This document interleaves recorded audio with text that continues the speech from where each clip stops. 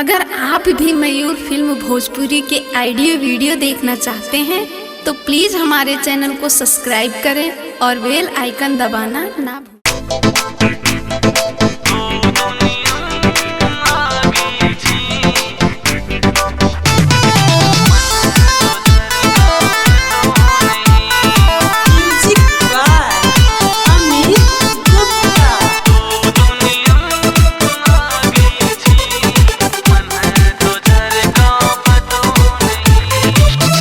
दुनिया आगे छी मन है तो जर को पतो नहीं। तू दुनिया आगे छी मन है तो जर को पतो नहीं।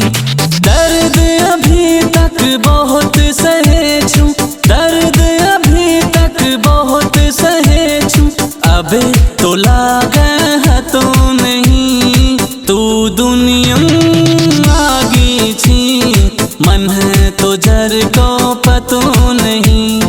तू दुनिया आगे छी मन है तो जर को पतो नहीं।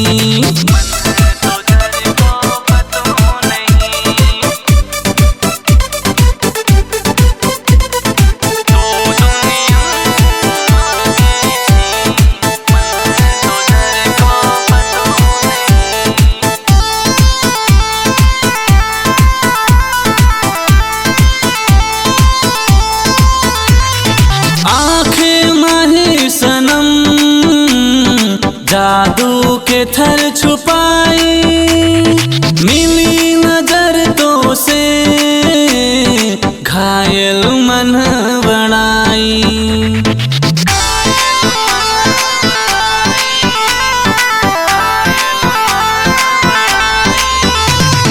आंखें माही सनम जादू के थर छुपाई मिली नजर तो से घायल मन बनाई।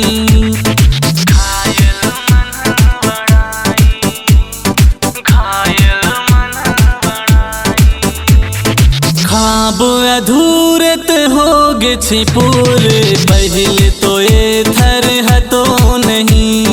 ख्वाब अधूरे होगे छी पूरे पहले तो ये थर हतो नहीं। दर्द अभी तक बहुत सहे छूं, दर्द अभी तक बहुत सहे छूं, अबे तो लागे है तो नहीं। तू दुनिया आगे छी मन है तो जर को पतो नहीं। तू दुनिया आगे छी मन है तो जर को पतो नहीं।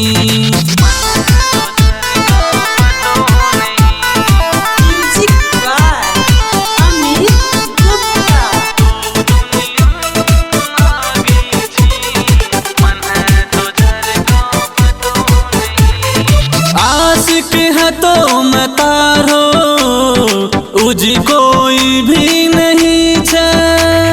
पाथिन सनम चला गए कोई नहीं कमी छे।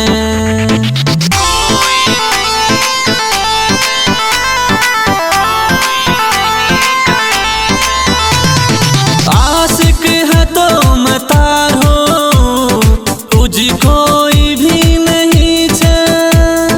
पाथिन सनम चला गए कोई नहीं कमी छे। कोई नहीं कमी छे, कोई नहीं कमी छे। इश्क करे जो दिले हो तो लागे घटो नहीं। इश्क करे जो दिले हो तो लागे घटो नहीं। दर्द अभी तक बहुत सहे छूं, दर्द अभी तक बहुत सहे छूं, अबे तो लागे है तो नहीं। तू दुनिया आगे छी मन है तो